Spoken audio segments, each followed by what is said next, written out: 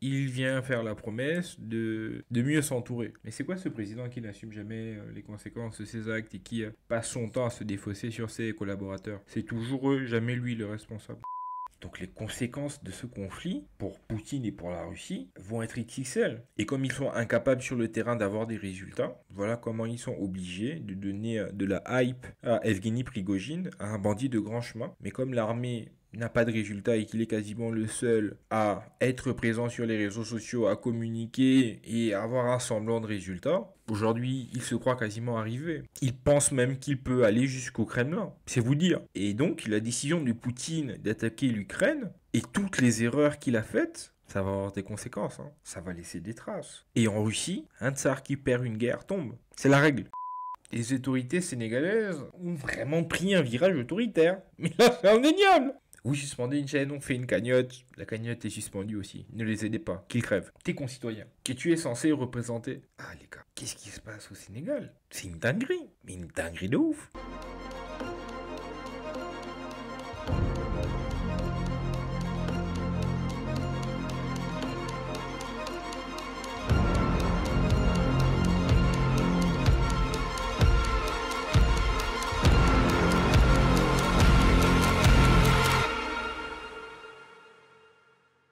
Aïe, c'est votre GSW. On est réunis à nouveau pour parler politique et géopolitique. Aujourd'hui, j'ai le plaisir de vous proposer 3 sujets principaux. On va déjà traiter l'élection présidentielle au Gabon.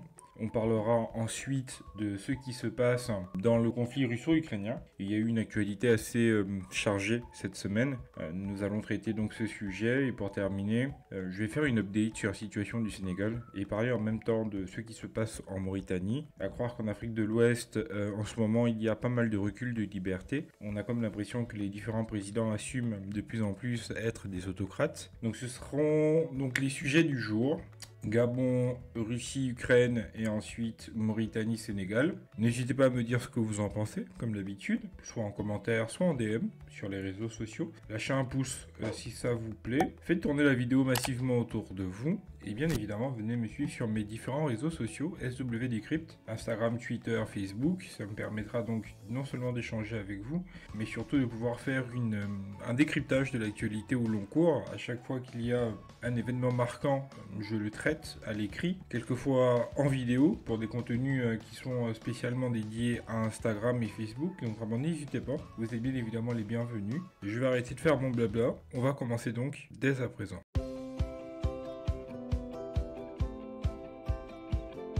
Que se passe-t-il en République gabonaise? À savoir que le président Ali Bongo a continué donc sa tournée républicaine. En fait, comme je vous le disais dans les précédentes vidéos, c'est clairement une pré-campagne qui est en train d'être faite aux frais de l'État gabonais. Cette semaine, lui, son gouvernement, les présidents d'institutions ainsi que les élus étaient à Franceville, donc ça le 8 juin, pour aller commémorer les 14 ans du décès de Mar Bongo, le père d'Ali Bongo. Le 9 juin, il a fait un déplacement dans l'Angounié, donc principalement à Mouila et Fougamou. On annonce le président de la République donc aujourd'hui 11 juin dans la Nyanga, où normalement il devrait faire Tchibanga, Mayumba et peut-être même Dindi. À Mayumba, il doit normalement inaugurer un stand d'écaillage de poissons. À savoir que cette ville, Mayumba, est une ville de bord de mer, mais où les pêcheurs ont interdiction de pêcher depuis quasiment 2 ou 3 ans. Le conservateur du parc national de Mayumba, un Sud-Africain, a interdit de pêcher et de pouvoir faire de la chasse artisanale. Il y a déjà 2 choses. On va inaugurer un stand d'écaillage de poissons à Mayumba. C'est du niveau du président de la République, ce genre de choses. Mais c'est vraiment qu'ils n'ont absolument aucun bilan. Et s'ils sont contraints et forcés d'aller inaugurer ce genre de choses,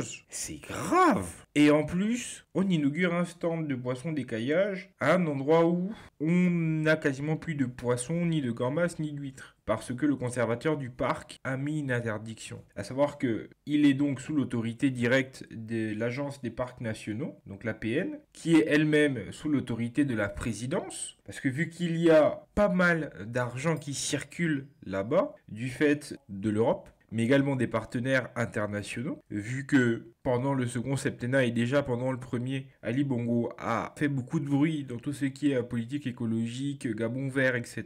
Donc. Et ça, c'est à mettre au crédit de Lee White, le ministre des Forêts gabonais, qui est lui-même britannique. Je ne suis absolument pas xénophobe, mais je pense tout de même qu'il est préférable que ce type de fonctions, qui sont quand même assez sensibles, soient exercées par des nationaux. Nous avons donc là un Sud-Africain qui gère le parc national de Mayumba et un ministre des Forêts qui est britannique, qui gère le patrimoine forestier du pays. Vous pensez qu'ailleurs c'est possible ça? Même si on nous oppose l'argument que c'est les meilleurs, même si ce sont les meilleurs, ils peuvent être conseillers, ils peuvent être techniciens. Des postes aussi importants doivent être exercés par des nationaux. C'est une évidence. Et lorsqu'ils ont pris donc cette décision d'interdire la pêche, il y a eu donc d'abord des manifestations et tous les marieurs et pêcheurs ont préféré traverser pour aller donc travailler au Congo, ce qui fait que à Mayumba, les gens qui vivaient ou qui mangeaient avant énormément de poissons sont aujourd'hui contraints et forcés de manger des conserves, du poulet congelé. C'est quand même un non-sens. Il y a un problème de santé publique. Parce que vous ne pouvez pas me dire que des populations qui mangent ce type d'aliments vont avoir une santé beaucoup plus saine que ceux qui, par le passé, mangeaient énormément de fruits de la mer. Et ça, ce n'est même pas un sujet pour eux. En tout cas, Ali Bongo est censé aller inaugurer ce stand aujourd'hui. Personnellement, moi, je suis originaire de Mayumba. Quand on allait à l'époque à Mayumba, on revenait sur Libreville avec minimum 6 à 8 glacières pleines de poissons en tout genre. De gambas, de crevettes, d'huîtres. Mais aujourd'hui, il n'y a absolument plus rien. Le contexte économique à Mayumba est délétère. Le Covid en plus est passé par là, donc le peu de tissu économique qui a subsisté est passé à la trappe. Et ça, ce n'est pas un sujet pour nos gouvernants. Pendant 7 ans, ils n'ont pas été là, on ne les a pas vus, mais à la veille des élections, ils se rappellent un autre bon souvenir. Le président de la République, il y a quelques semaines, a envoyé en éclaireur le haut commissaire de la République, Michel Essongué, et son aéropage, pour aller, soi-disant, recenser les besoins des populations. C'est en 2023 que vous recensez les besoins des populations. Mais à quoi servent les renseignements? À quoi servent les rapports des ministres? Ou les ministres disent pas la vérité au président? Ils vont nous dire que c'est ça. Parce que quand vous voyez l'argumentaire que le président de la République nous a servi cette semaine, c'est qu'à partir de maintenant, il va surveiller un peu plus les ministres et être lui-même là sur le terrain. Je voulais vous écouter. Je voulais savoir ce que vous aviez en tête, ce que vous pensiez, ce que vous avez dans le cœur. Et c'est ça que je voulais savoir. Le Premier ministre vous a répondu sur les choses que le gouvernement a fait ou va faire. Mais sur ce que le gouvernement va faire, il faut que le Premier ministre et ses ministres sachent bien que nous, vous et moi, nous allons. Je suis venu vous dire qu'il faut bien regarder et qu'il faut qu'il fasse les choses que vous avez demandées. Parce que si ce n'est pas fait, il faut me dire. Voilà. Donc, il y a encore quelques semaines, il nous disait que les 5 dernières années, c'est pas lui qui a gouverné. Regardez le petit extrait. Au moment où j'ai commencé une tournée pour enfin pouvoir rencontrer mes compatriotes tels je pensais à eux. Ils ne m'ont pas vu, je ne les ai pas vus pendant des années. Mais Attendez, qu'est-ce qu'il a dit? Au moment où j'ai commencé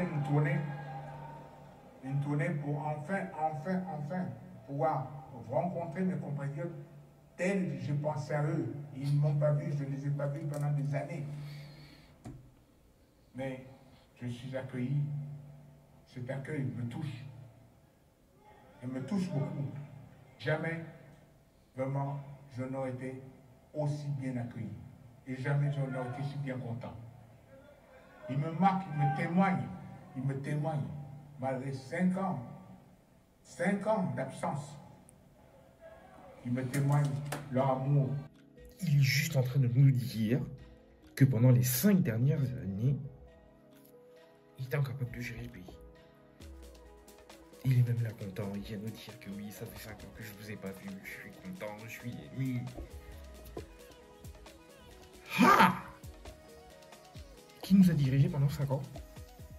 Aujourd'hui, il vient faire la promesse de mieux s'entourer. Mais c'est quoi ce président qui n'assume jamais les conséquences de ses actes et qui passe son temps à se défausser sur ses collaborateurs? C'est toujours eux, jamais lui le responsable. C'est bizarre, hein? C'est assez particulier comme chose. Donc le président se déplace avec tout cet aéropage-là, comme je vous le disais, pour aller inaugurer un stand d'écaillage de poissons. Et c'est ça qui va régler le problème de la pauvreté dans cette partie du pays. Sincèrement, pour de vrai. Le Gabon est vraiment tombé. Encore un autre exemple. Le président Ali Bongo est allé sur un chantier d'une route en pavé qui doit normalement faire seulement 1,5 km. Ils ont commencé le chantier en mars 2023. On annonce la fin des travaux pour début 2024. Un an pour 1,5 km de route en pavé. Un an.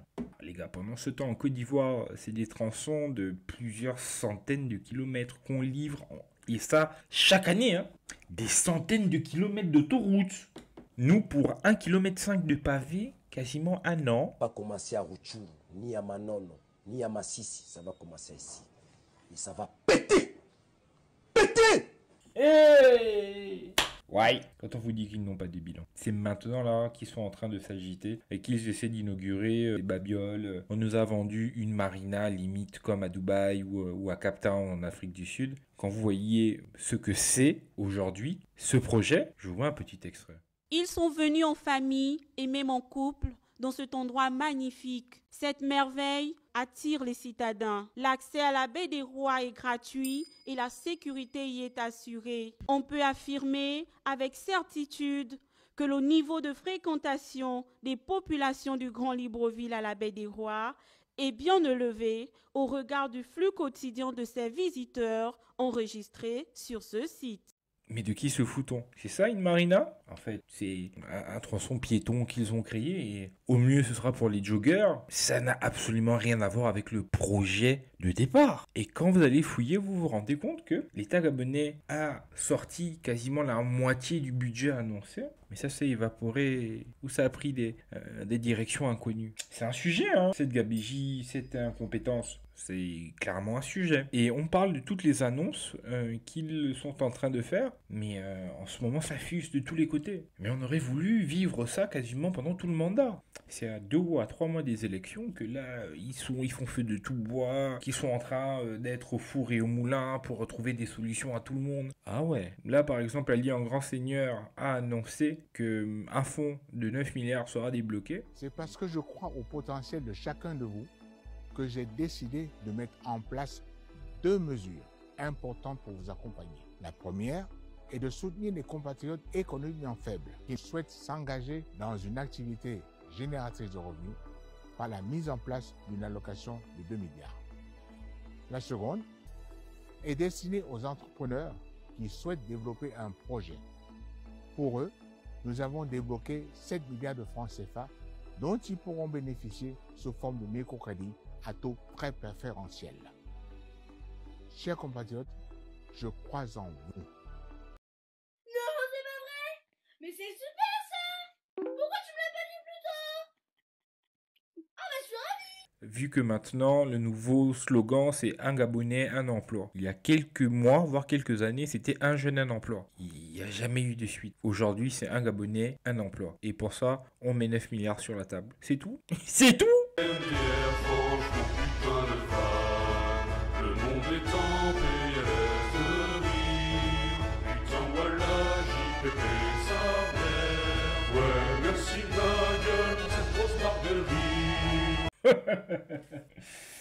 C'est l'argent des beignets, ça. 2 milliards pour les Gabonais économiquement faibles, 7 milliards pour les jeunes qui veulent devenir des entrepreneurs. Autre annonce, ils ont annoncé débloquer 7 milliards pour indemniser les victimes des saccages de leurs plantations par les éléphants, vu que ça commençait à gronder dans l'arrière-pays, ça devenait réellement un sujet. Et donc, c'est remonté aux oreilles du président. Il annonce un fonds de 7 milliards.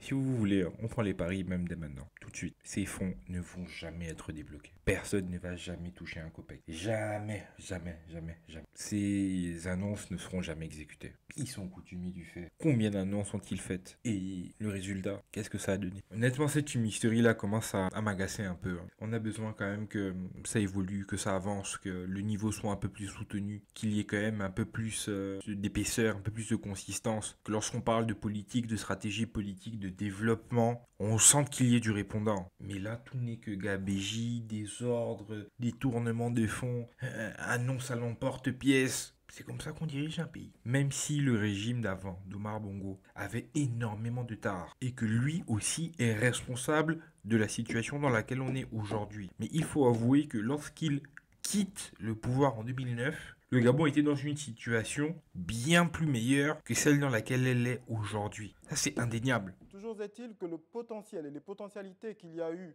pendant le mandat n'ont pas été exploitées. J'en veux pour preuve un chiffre qui permet de constater que la gestion n'a pas toujours été efficiente. Au moment où le président Ali Bongo a pris le pouvoir en 2009, la dette du pays était de l'ordre de 1343 milliards.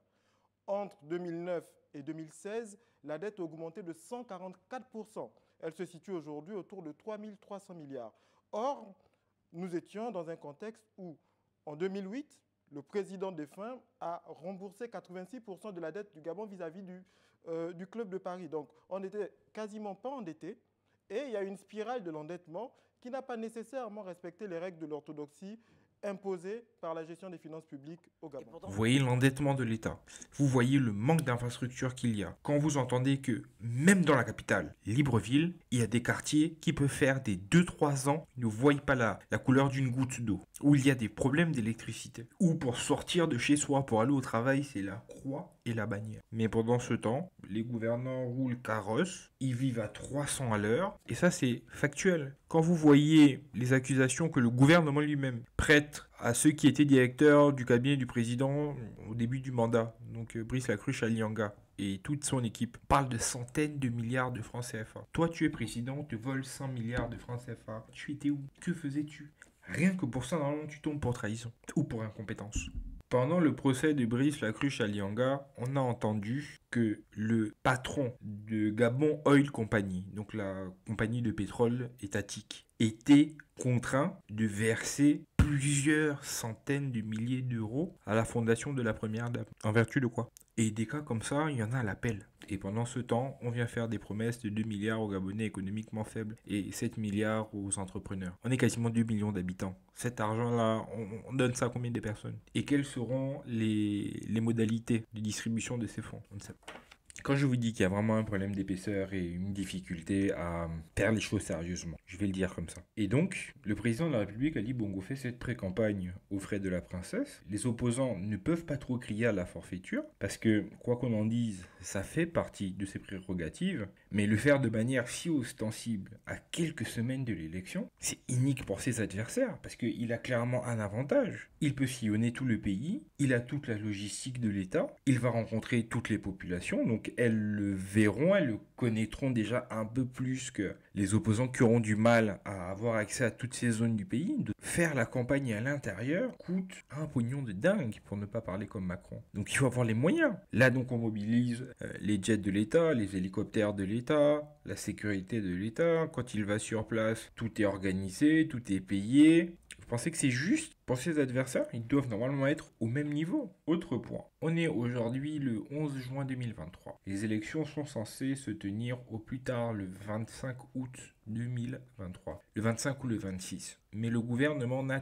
toujours pas annoncé la date de ces élections. En plus, cette année, ça va être les élections présidentielles et législatives. Ce sera tout le même jour. C'est quoi cette organisation? On est le 11 juin. Le délai constitutionnel, c'est au plus tard le 26 août. Et la date des élections n'est pas connue. Voilà une autre iniquité. Parce que eux, ils ont l'information. C'est eux qui décident quand est-ce que les élections doivent se tenir. Et donc, ils peuvent se préparer, se structurer à l'avance, ce que les opposants ne peuvent pas faire. Plus le temps passe, plus j'ai l'impression que leur stratégie, ça va être en fait une blitzkrieg, une guerre éclair. Ils vont faire maximum 3 gros meetings. Le but est de prendre l'opposition au dépourvu. Quand vous voyez la tournée républicaine que le président est en train de faire, c'est la première étape. La première couche dans leur stratégie. Ensuite, quand on vous dit que là, dans cette tournée républicaine, il va dans des coins les plus reculés possibles. Là, on parle par exemple de Dindi. Dindi dans la Nyanga, c'est même pas 500 âmes qui vivent à cet endroit. Mais vu qu'il a des gages à donner sur sa capacité à continuer à diriger le pays même après son AVC, quand vous regardez la page du président de la République, vous voyez qu'il y a beaucoup d'activités. Il est allé à l'investiture de Recep Tayyip Erdogan en Turquie, il sillonne tout le pays, quand il faut, il se déplace. Tout ceci est mis en scène pour montrer qu'il est en capacité de pouvoir continuer à s'asseoir sur le fauteuil présidentiel. Et donc, pour la campagne, en tant que telle, hormis les 3 meetings qu'il va faire, donc peut-être Libreville, Port-Gentil et Franceville, il s'appuiera principalement sur les barons des différentes régions et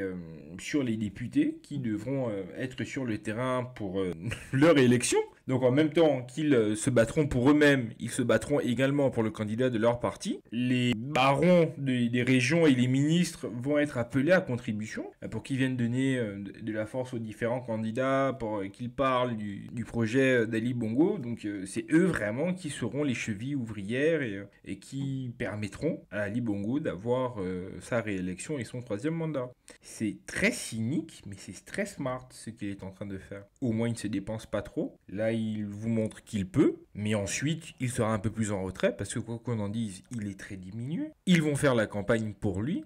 Quand vous entendez en plus qu'il a demandé à chacun d'entre eux de participer financièrement à la campagne, donc la pré-campagne, c'est l'État qui paye, comme on dit au Gabon, c'est Ngori, c'est gratuit. Et pour la campagne, ce sera donc ces obligés qui devront mettre chacun leur obol dans le panier. Quand vous savez qu'à l'époque de Bongo Père, les périodes de campagne électorale étaient attendues vivement parce que c'était le moyen pour les différents barons autour de lui de pouvoir faire fortune. Et si Bongo leur permettait de faire autant d'argent, c'est parce que ça devait ruisseler. Donc les familles devaient en profiter, ensuite le village, après le village le clan, après le clan le département, après le département la province. Quand il y avait un petit roitelet, son travail c'était ça, gérer ses parents. Mais avec Ali Bongo, cette redistribution un peu archaïque a pris fin. Et comme je vous le disais, les sommes qui sont en jeu, qui ont pris des destinations inconnues, sous ce régime, sont 100 fois plus importantes que ceux que les vieux-là mangeaient par le passé. À croire qu'Ali c'est Picsou. Il a énormément d'argent, mais il ne veut quasiment rien dépenser et c'est à vous de faire le travail. Vous m'aimez trop, non? Montrez-le. En tout cas, ces deux mandats sont des échecs cuisants. Regardez à quoi ils sont réduits. Allez inaugurer un stand d'écaillage de poissons. On est où là en fait? Je vous prépare d'ailleurs une vidéo sur les 2 mandats d'Ali Bongo. J'ai trouvé intéressant de traiter ce sujet de manière factuelle, de prendre les promesses qu'il a faites et les résultats et les annonces qui n'ont pas été suivies des faits. Je peux vous garantir qu'il y en a l'appel. À l'appel pour un pays de 2 millions d'habitants qui a encore une manne pétrolière assez intéressante, une manne forestière plus qu'intéressante. Il y a également tout ce qui est production aurifère, donc l'or, les diamants. Et encore, j'aime pas trop voir les choses de cette façon. Un État ne peut pas juste être un pays rentier. Effectivement, il y a toutes ces richesses, il faut peut-être les exploiter à bon escient. Mais à côté de cela, il y a tellement de potentiel dans ce pays qui ne sont pas exploités qu'on se dit que mais tout le retard qu'on est en train de perdre, va-t-on pouvoir le rattraper? Parce que c'est ça un peu le bilan que moi je retiens des 14 ans d'Ali Bongo. C'est qu'on prend énormément de retard, les pays autour de nous avancent à grands pas. L'avance que l'Afrique de l'Ouest est en train de prendre, je sais pas s'ils s'en rendent compte, mais c'est mouse et c'est inquiétant.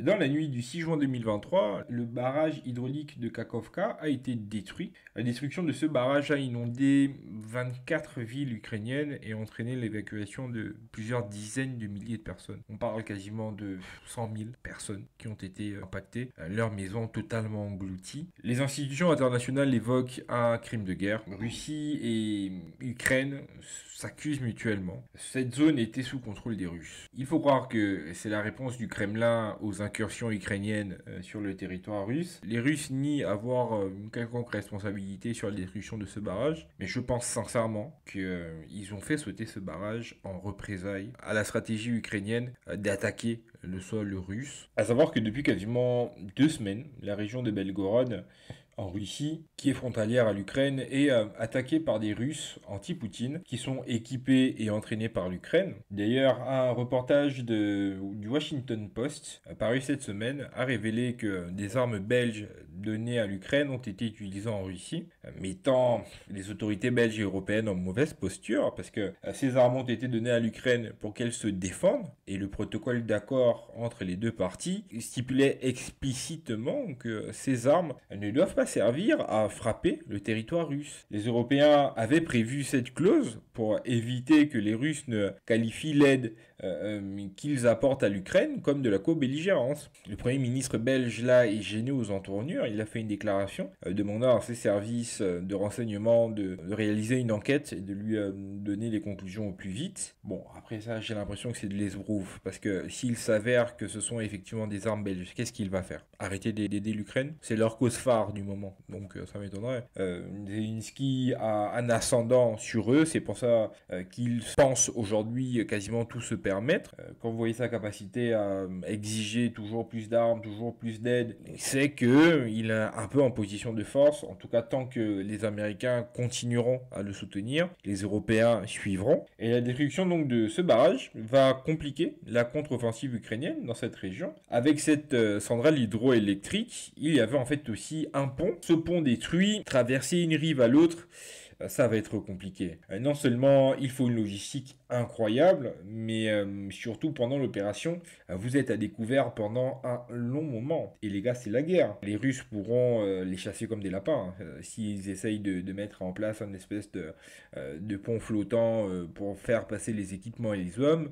Il y aura énormément de casse, donc c'est quasiment exclu qu'ils feront ça. Ils essaieront peut-être de passer par un autre endroit. Mais en tout cas, pour la contre-offensive que les Ukrainiens ont annoncée et qui doit normalement se faire dans les jours, voire dans les semaines à venir, dans cette région, il va falloir revoir leur plan. Et concernant les Russes, en explosant ce barrage, ils se font du tort, parce qu'ils sont obligés là de secourir eux-mêmes des dizaines de milliers de personnes de leur côté, parce que lorsqu'ils se sont retirés de Kherson, donc à savoir qu'entre la ville ukrainienne de Kherson et là où les Russes sont, il y a une espèce de rivière qui s'appelle le Dniepr, et donc les Ukrainiens sont sur la rive droite, et les Russes sur la rive gauche. Et du fait donc de ce barrage qui a sauté, il y a également des populations du côté russe qui doivent être secourues. Mais quand vous regardez l'art de la guerre des Russes, les civils, les dégâts collatéraux, I don't care, c'est la guerre. En ce moment, on nous tape dessus fort. On doit également avoir du répondant. C'est un répondant mal placé, un peu stupide, mais ils te diront on fait avec les armes qu'on a. Tant qu'on a des représailles à faire, on ne recule devant rien. Et vu comme ce conflit est en train de tourner, vous vous rendez compte que du côté russe, il y a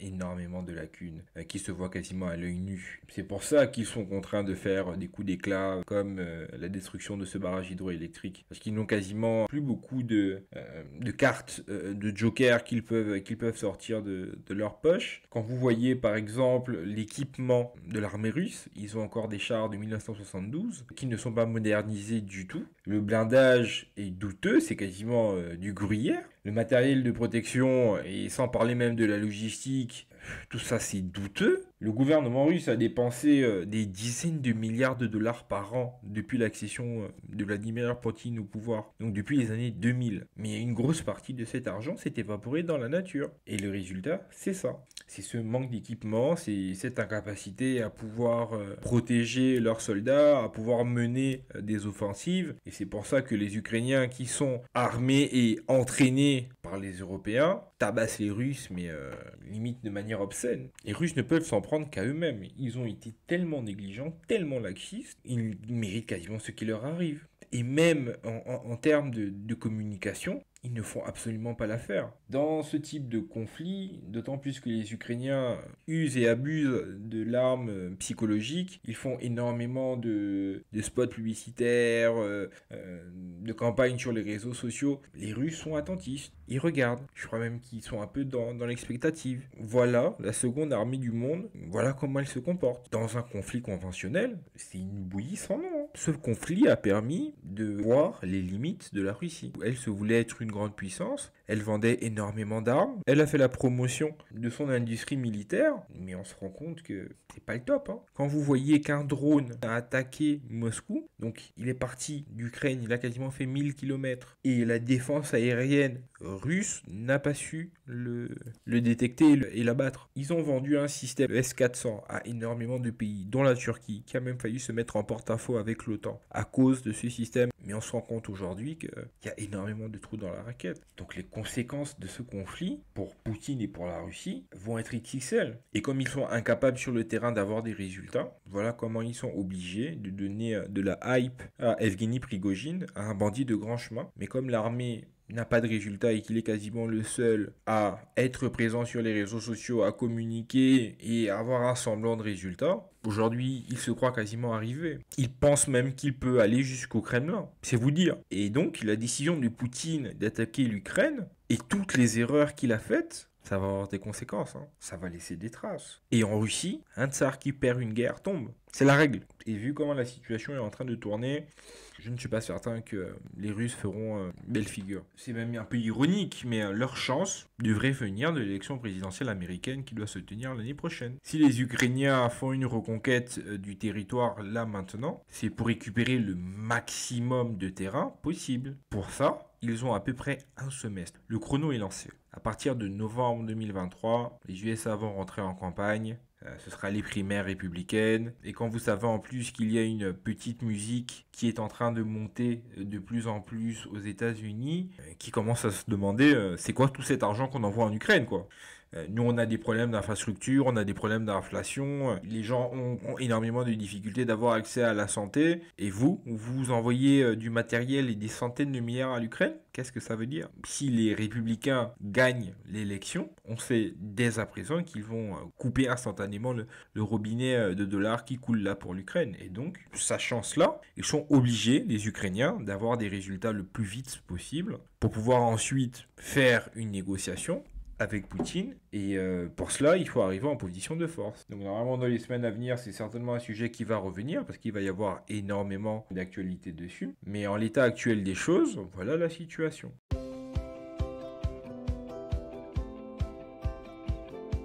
On va finir sur le Sénégal et la Mauritanie. Je vous invite à aller regarder la précédente vidéo que j'ai faite sur la situation au Sénégal. J'ai traité l'événement en lui-même, le verdict prononcé contre Ousmane Sonko, les manifestations qui se sont produites et j'ai également traité le côté historique. Pourquoi est-ce que le Sénégal était vu comme un pays démocratique par excellence et pourquoi la situation actuelle est désespérante, voire incompréhensible. Et donc, la situation sur place s'est relativement calmée, mais elle reste tendue. La police a gazé des gens pendant l'enterrement d'un manifestant. Le gouvernement du Sénégal a gazé le cortège qui allait à l'enterrement du jeune Sanoa Ziguinchor. Ce qui montre combien ce gouvernement-là est totalement irrespectueux de ces morts-là. Donc on n'a pas de leçon à recevoir de ce gouvernement. On est où là? Donc il n'y a plus aucune limite. On va même dans les cimetières et on envoie des gaz lacrymogènes pendant des obsèques. Au Sénégal, ne nous avait pas habitués à ça. Au Sénégal, normalement, les valeurs sont importantes. Au Sénégal, on ne fait pas ce genre de choses.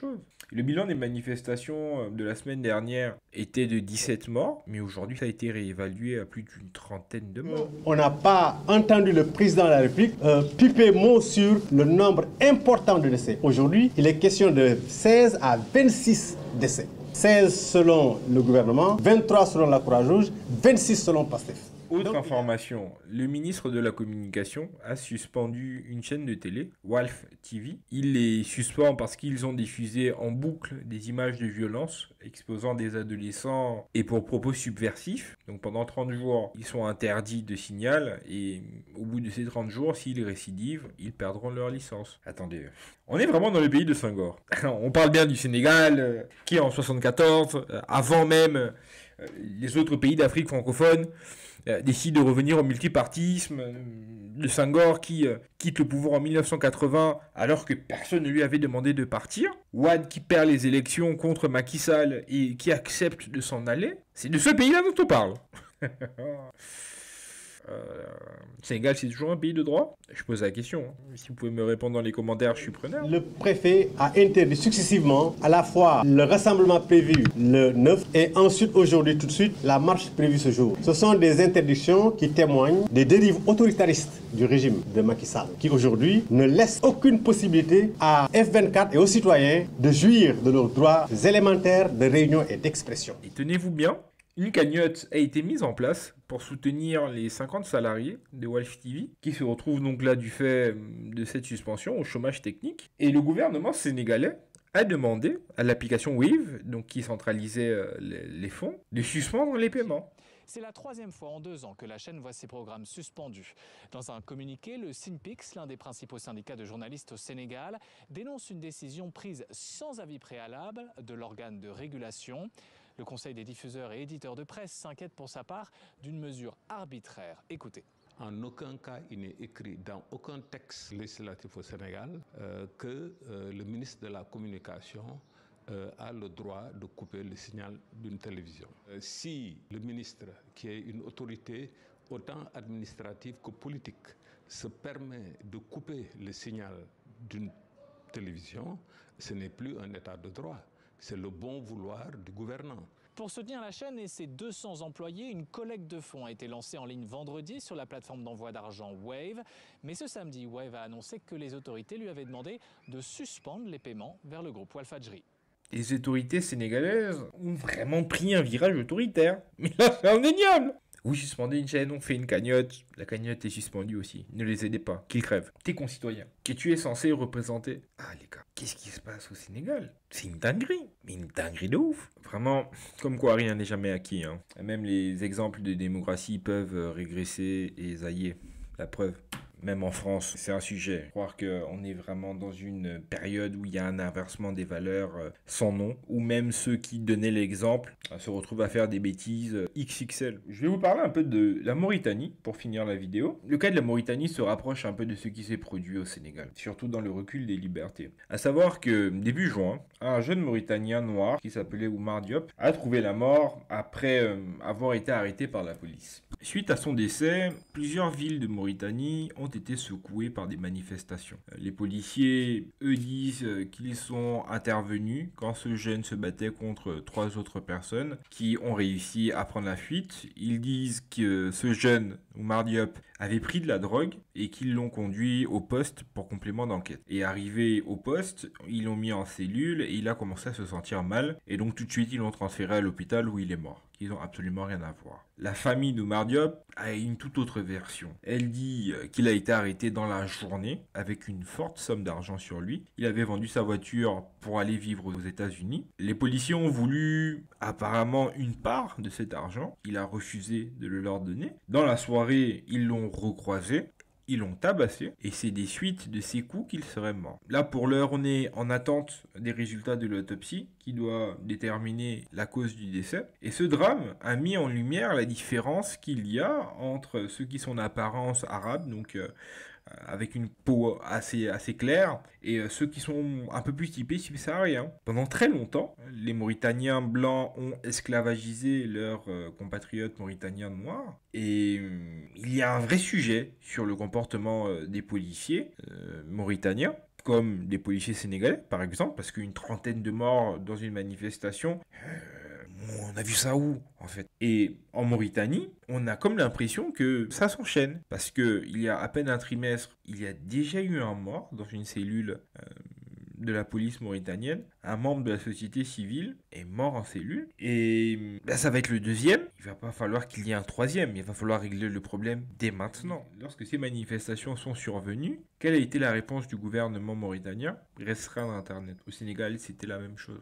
À croire que marcher sur les libertés de leur peuple, aujourd'hui, c'est totalement acquis. La question ne se pose même plus. Comment c'est dommage de voir régresser des pays qui avaient une certaine stabilité, qui se comportaient assez correctement jusque maintenant, où il pouvait y avoir des bêtises de temps en temps, mais où il y avait des valeurs, il y avait des règles sacro-saintes sur lesquelles on ne s'asseyait pas. Mais il faut croire qu'aujourd'hui, c'est limite idéaliste, voire une vue de l'esprit. Donc voilà, c'était mon exercice du jour. N'hésitez pas à me dire ce que vous en avez pensé. Laissez-moi un commentaire si ça vous plaît. Partagez la vidéo massivement autour de vous. Et je vous attends bien évidemment sur mes différents réseaux sociaux. Ça va être cool de vous avoir et d'échanger avec vous. Et je vous dis donc à dans la semaine pour d'autres contenus. C'était votre gars SW. Peace out.